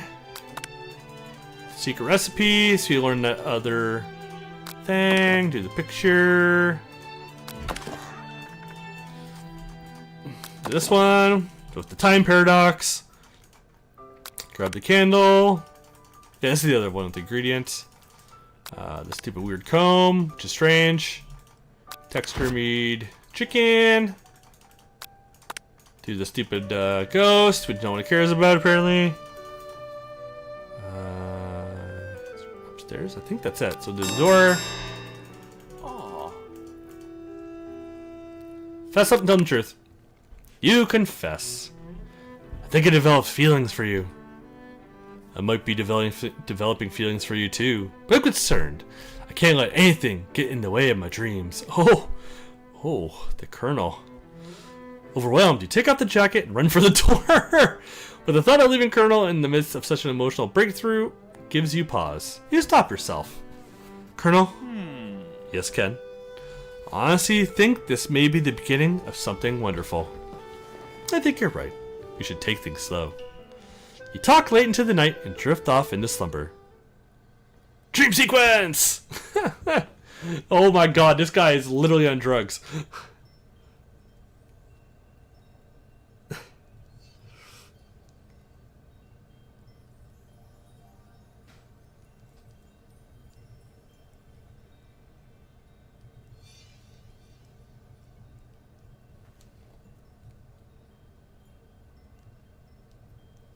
Alright, dating apps. You wake to a beautiful morning in Colonel Sanders' hideaway. Did you make the right decision? How to respond to the Colonel Sanders? Only time will tell. Today's a day that could change the rest of your life. Yeah, we're on day 3. You think about the new secret ingredient you just learned about. Blank. Some jurisdictions, blank isn't even legal. But if it helps, if the recipe is a secret, then how will they know? Our thoughts are interrupted when Colonel Sanders emerges in the room. You something like a gorgeously plated breakfast, and your mouth waters at the sight of it. Here's a simple breakfast I just whipped up. Ooh, yum. Chicken and biscuits, yum. It's meticulous. You taste Colonel Sanders' food and takes you on a journey. When you return, he's waiting to ask you an important question. So would you say that we're the perfect match? How presumptuous. My cuisine and your taste buds, that is. Such confidence, such grace. Could he be the world's greatest gift of cookery? Huh. He's like the love. Flatter him. You know, I think we make a great team. A single tear begins to pool in the corner of his eye as he gazes out the window. And with the right business partner, I know I can't fail. Business partner? Could he be talking to you? It's all happening so quickly. Overcome with emotion and confused by your feelings, you're on the verge of tears. Unable to speak, the only answer you can find is to run out the door and get home. Just one more day of school after all. The University of Cooking School Academy for Learning waits for no one. Excuse me. Day 3. You get home to find something very surprising. Your best friend is there waiting for you. Where have you been? Because I had one heck of a night. I've been desperate to talk to you about it. I couldn't find you. I got worried that something bad something had happened to you. It's okay. I was just... But now that it turns out you're fine, I can finally get you up to speed on the saga of Miriam. Sure, but... You would not believe what happened to me after school yesterday. I went on a date. I think I can believe that. Since I've been paired up with Pop, he asked me to go out with him. Of course I told him, you better harness those wild horses, young man. I'm not that kind of girl. But he was just interested in spending some one-on-one time together and getting to know me. So I said, yeah, sure. I can get to know the little guy. Take that more than one way. Long story short, he took me to his favorite shush house, but things quickly spiraled out of control. Did she just say shush house? As if that's a thing people say? What is that even referring to? I know I'm not really sure where we stand. You don't give Miriam time to tell her the whole story. However, bottling up the details of your own night is just too much to bear. And I went on a date too, back to Colonel Sanders' house, where I spent the night with him. Bum bum bum. You what? Nothing happened, but the emotional connection. Wowzers. Oh my. Together with your bestie, you feel like you can do anything. When you're at school, you encounter your rivals in the quad, of course.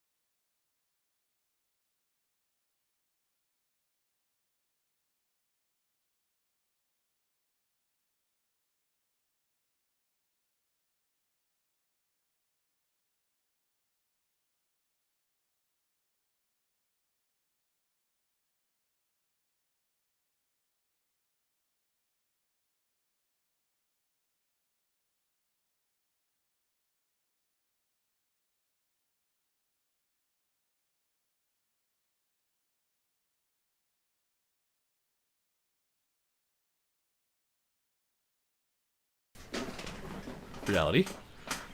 It would appear to be some sort of grimoire, but I really don't believe in that magic stuff. A grimoire? Like a book of spells? I don't know. Who would spend so much time decorating a magic book if it weren't really powerful? I could think of one surefire way to test it out. You open to a page covered with arcane writings, cast only in case of extreme emergency. It says around the edges of the page. I could use this spell here that says it will erase anyone I choose from all of my memories. If I scrub out Colonel Sanders, it will probably help me focus better on the upcoming final exam. That is way drastic! Can you do something else, like anything else? Not rooted in dark magic? Maybe tie a string around your finger. Okay, fine. It is drastic. But desperate times call for desperate measures. You've got a memory erasing spell sitting right in front of you, and a pretty good excuse to try it out. Ooh, Cast the forbidden spell or don't do it after all. I'm going to assume Joseph went to bed because it is 4 a.m. for him there. So what do you think, Renee?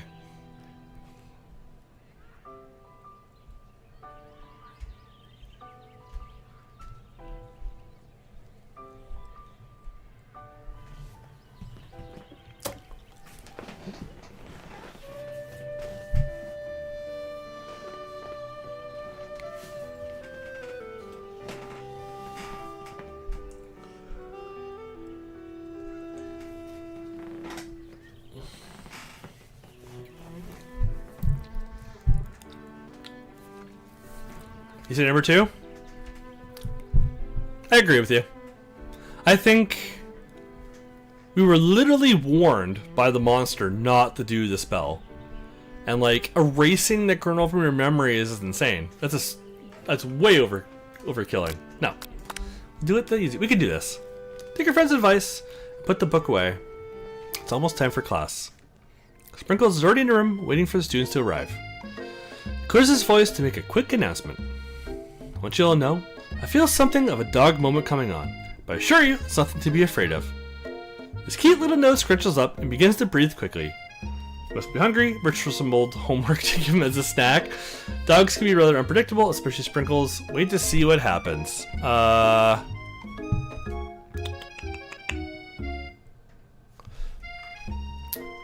Let's wait and see what happens. Sprinkles stops in his tracks. He focuses on the window. The room is deadly silent. When you follow his gaze, you see a tiny orange squirrel perched on the cherry tree outside. Sprinkles turns feral and runs to the window of the classroom. He begins barking uncontrollably at the squirrel outside. Terrence! I told you to never come back here! Terrence! I will destroy you, Terrence! Sprinkles is barking ferociously, drooling coming off the face. Blah, blah, blah. I can't speak. I'm sorry, guys. I just can't speak. The squirrel looks over, but he doesn't say anything back. You wonder, is that even a talking squirrel? Who named him Terrence? You better not show your chubby cheeks around here ever again! After Sprinkles is satisfied that his presence has been felt by not only Terrence, but any other squirrel in hearing distance, he returns to his professorial tone. Wow. Words. I apologize for the outburst. This actually brings up an important point. Thank you, Ken, for reminding me to dole out this indispensable bit of wisdom. You see... But before I can go any further, Miriam's love drama spills over into the class. Sprinkle interrupted by sad whimpering coming from the back of the room. Told you to save it for after class. But I miss you. We were on what date, Pop? How can you miss me when I'm right here? Pop's voice quivers as he pleads his case to Miriam. Every time I blink, you go away again. That's a really cute thing to say, Miriam. What happened between you and Pop? I got her in trouble. Now she's mad at me. I didn't just get in trouble. I get yelled at by Pup's mother, who blames me for getting him banned from every museum we set foot in. Oh, so that's what you meant by shush house. Pop, we went on one date. We're over. It meant so much to me that I made this for you. Oof, what is that? Too hurt to go on arguing, Pop leaves this, creation behind and runs out of the room. Nothing like a loud public breakup to cast a pall over the final day of school. Well, that was unfortunate. But we mustn't get distracted from lies ahead. Final competition showdown challenge exam. I'm still working on the title, but I think you'll get it. Test time approaches. See you all in the arena. But before you could think about your upcoming competition, there's a very beautiful soul nearby in need of a pep talk. Hey Miriam, are you okay? Okay? I'm so mad I could smash a tiny mug, spilling several droplets of hot cocoa all over the floor. How can you embarrass me in class like that, in front of everyone? Tiny cocoa is a delicious treasure, so you know that this breakup is no joke, even if the source of her frustration is a silly boy.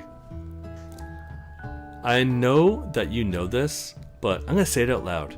You don't need anyone. Me and you, we're gonna cruise through this final test and hit the carpool lane to Success City. Miriam brightens up, imagining the wind rushing through her short bangs, but she hesitates to embrace the feeling all the way. You're not gonna saddle up on Colonel Sanders' stallion and ride off in the sunset without me? Man, you could take that in so many different ways. Of course not. Well, maybe sorta, but I'm sure there's a pony out there with your name on it, and a ranch big enough for both of us, and whoever else we want to bring along. If it's not Pop, or Clank, or anyone else you meet today, tomorrow, or this whole year, so what? You're a special person. You shouldn't settle for the first person to show a little interest anyhow. Miriam gives you a big hug and wipes a tear from her cheeks. I should really review my menu for today. I'm gonna make a special soup. I bet that Professor Dog is gonna love it. While you're pep talking Miriam, you completely missed lunch. But that's okay, because you had a better idea of how to spend the time before your exam. You've decided to head to the arena early to practice a dish. This is it. The location of your final challenge. A test of will. A test of courage. A test of talent. Yeah, that's about right. We're an hour and 52 minutes into the stream. I did see it's like an hour and a half to 2 hours long, this game, so because of streaming and constant pausing about me, taking about time.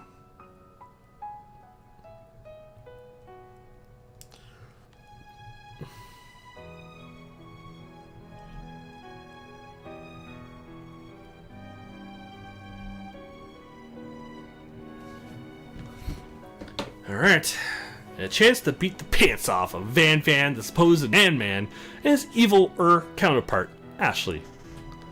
As planned, begin to run through a quick test of a recipe you've been working on. Ken's famous chicken pot pie is another one. Yeah, used to have that. I was practicing for months, making this dish comes natural to you, and you're able to quickly get a fresh pot pie in the oven. But as soon as you do, your cram session is interrupted by Colonel Sanders. Ken, what are you doing here?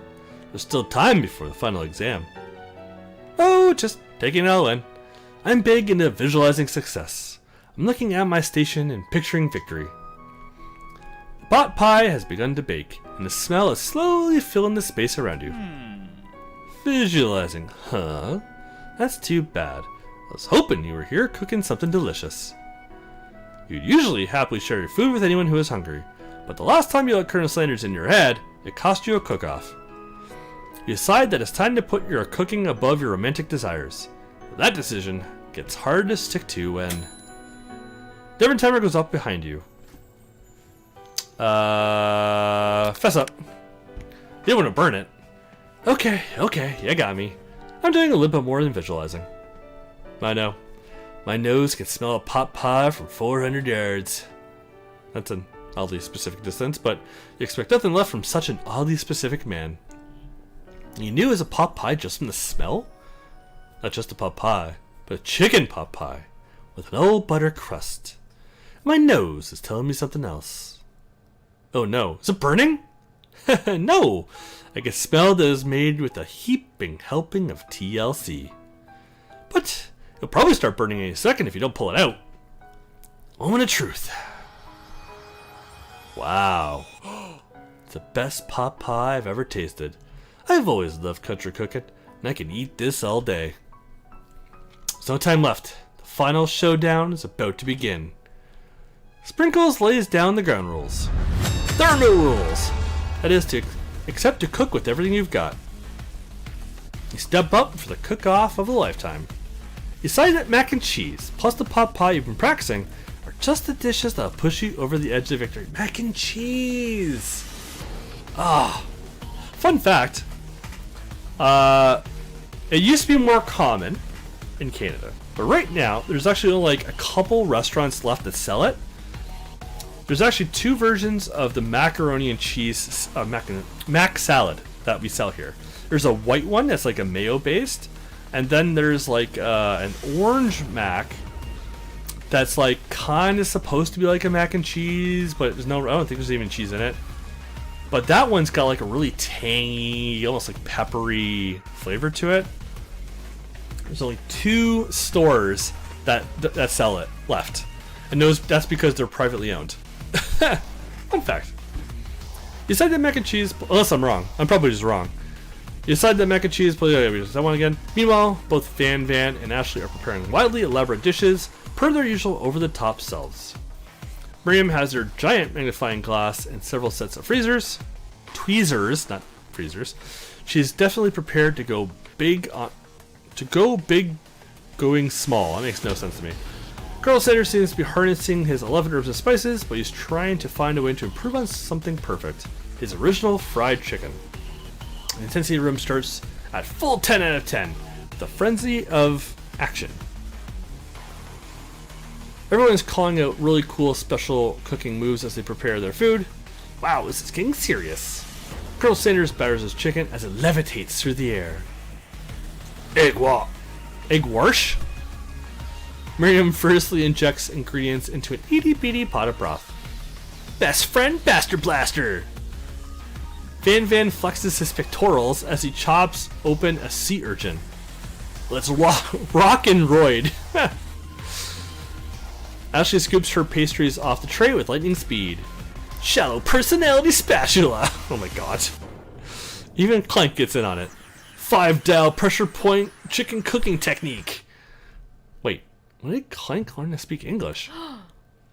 It's the singularity. That's what's foretold. We mustn't let it happen. The appliance uprising will take. What is going on in this game right now? Appliance uprising. Jesus Christ. Self-destruct. Van quickly unplugs Clank and rolls him out of the back door of the arena. As you frankly prepare your dish, you notice Ashley has her spellbook out. Is she going to use some dark magic to turn the tide? You've got a book of your own, and you're desperate not to see her win another battle. Should you take this opportunity to fight magic with magic, even if it's almost certainly evil magic?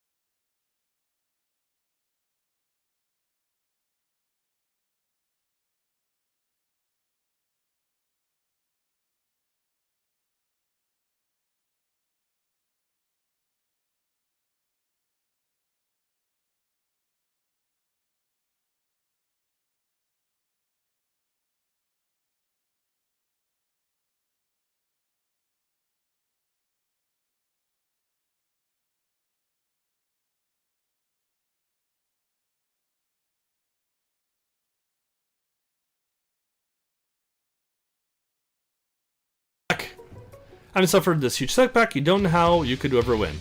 Huh. So no matter what, we get that option. Just how we got there was different. That's interesting. This reminds me of a game we just played recently. You can do this. Here's what it takes. I came here to win. So we just saw all this. Stupid thing interrupts them. We'll skip through since we just saw it. Get through that again. Alright, here we go. Handful of students stand tall, but the class seems incomplete. Seems we're missing some students. Pop? Clank? Off screen, you hear a pure, innocent giggle that can only come from one student. I'm flying! Sounds like it's coming from that broom closet over there. Miriam, would you mind? Inside the closet, you see Pop hanging on a broom hook by the elastic of his underpants. Pop, get down from there right now! Let me guess. Did Van Van have something to do with this? When someone asks for a wedgie, who might refuse? I thought a wedgie was a salad. Looks like Pop is eliminated from the challenge, seeing how he didn't cook anything. I can't feel my legs. Maybe excused. Sure. Aw. Poor Pop. You kids and your pranks. I must say, I'm not the worst. It's not the worst prank in UCSAL history, but it's not exactly yearbook material. Wait a second. Pranks. Pranks. Clank! Where did the pressure cooker roll off to? You wait to hear a signature whirl. Beep, another onomatopoeia? Sure, whatever. Somehow we must have gotten unplugged, I guess. We'll have to figure that out later. At least 4 remaining students. Please, collect your final projects. Yes, it has been a long semester. A whole 3 days. But, after days of hard work, the time has come for me to eat! Miriam, please step forward. Now, describe your dish. I made tender udon noodles in a savory soup. My word, ooh, udon noodles, yum. It's so delicate. Is that a teeny tiny Naruto maki I spy afloat in its itsy bitsy bowl? Yes, chef. Please, call me Sprinkles. Chef is my father's name. Yes, Sprinkles. And some green tea, made from baby tea leaves I picked myself. Sprinkles carefully sniffs around the dish before opening his mouth and letting just the tip of his pink dog tongue dip into the bowl. Sublime. Would anyone else like a taste? Oh, come on. I'm not one of those dogs that doesn't floss. I even have a really cute electric toothbrush for dogs. Fine. I'll enjoy it all by myself. I guess it is a talking dog. We shouldn't be surprised he brushes his teeth. And in a flash, the entire meal has been devoured. Not that it took much. It was less than a thimble's worth of soup. A+. Rarely do I taste a dish with as much love poured into it as yours. Miriam is overjoyed. She gives you a huge hug. Thank you, Ken, for helping me to believe in myself. Van Van, you're up. Now, describe your dish.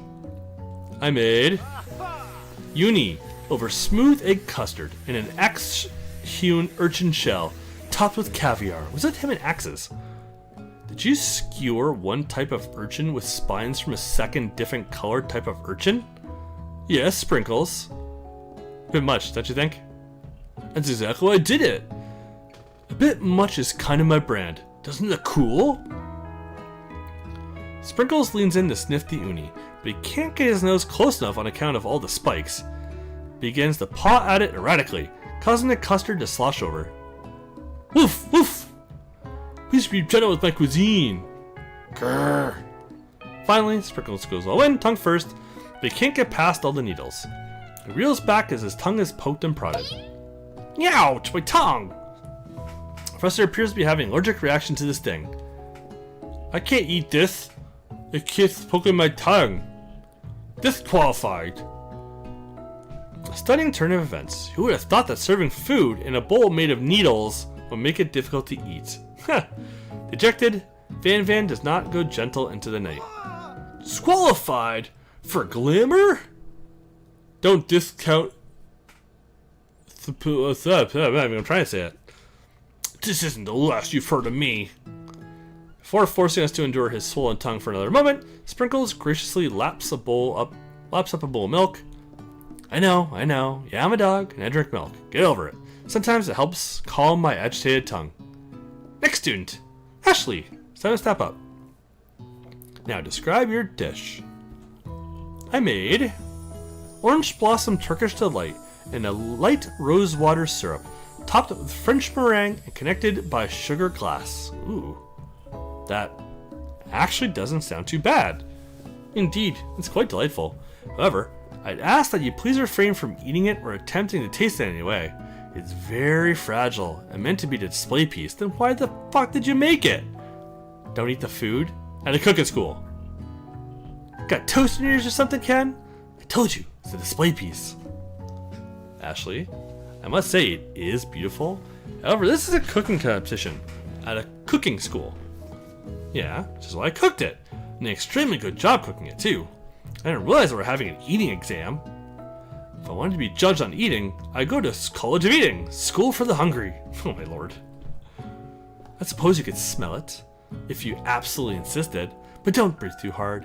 You might disrupt the sugar spiral. If the food cannot be eaten, it cannot be judged. You are disqualified! Rage overtakes Ashley, and she finally cannot keep her two-faced routine up. You wouldn't know high-end cuisine if it cooked you. With that, Ashley storms off to rededicate herself to being the best. But this time, without being shackled, but trying to be fake nice and liked by everyone. This isn't the last you heard of me either. This class gets much smaller. I'm gonna teach it myself.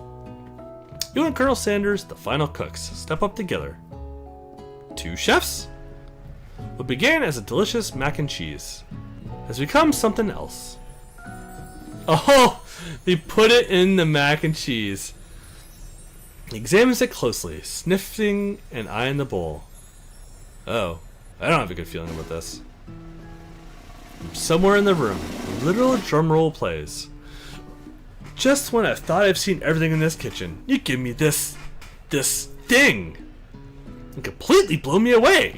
My 49 dog years of life, I've never tasted anything so delicious and perfectly balanced. It's so delicious, in fact, that everyone passes the class. You pass, and you pass, and you get a pass. Everyone gathers around and partakes of the mac and cheese bowl. They all seem to transcend this reality into another dimension. You win. Together, you and Colonel Sanders have made a new menu item. The new menu item is so impressive, even the Van and Ashley are drawn back by its magnetic fragrance. When they gaze upon your mac and cheese bowl, they admit that you are indeed an excellent chef. Sprinkles declares that you have passed. Everyone has passed. There were supposed to be more battles, but come on, how could they be better than this one? Now that the school year is complete and everyone has graduated, the students return for one last assignment, to get the groove on. Cafeteria has been completely redecorated in order to serve as the site of the school's graduation dance. Compared to the massive high-tech cooking arena, the humble decor seems downright cute and cozy. DJ Dog is in the house! Oh, oh my god.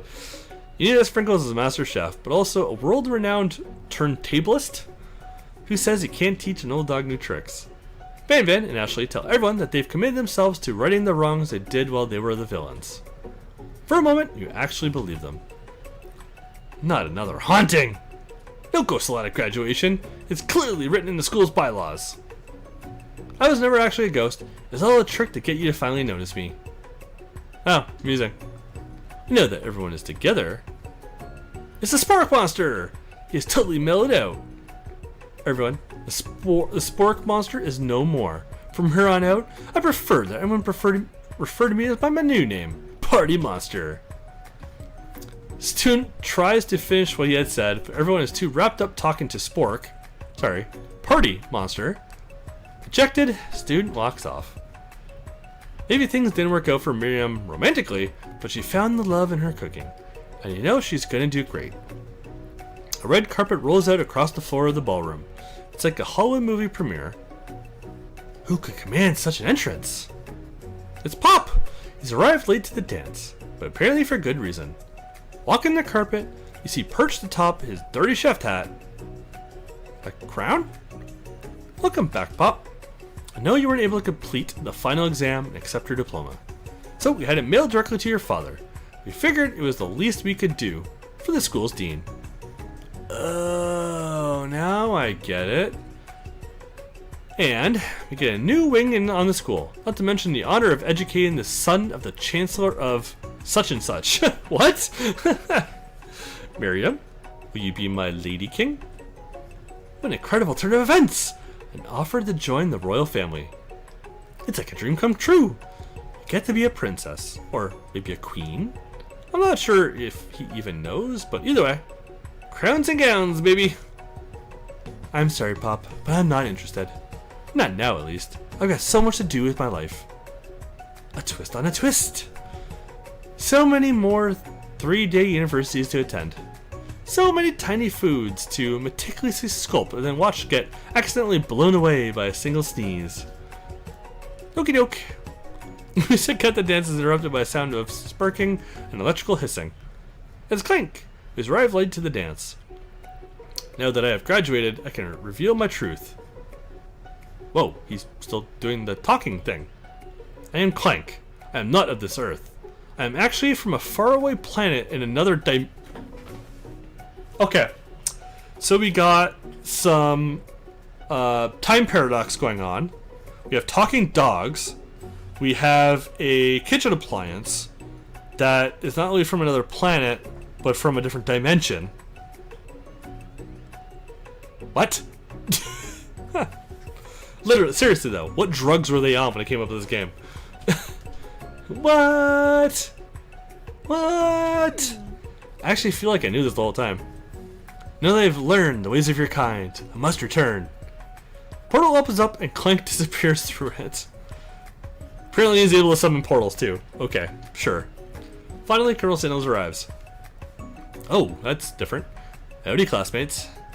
Just like the first day you met him, he has come prepared to feed the entire class. However, it's not enough to just give them a bucket of chicken. This time it's a full meal.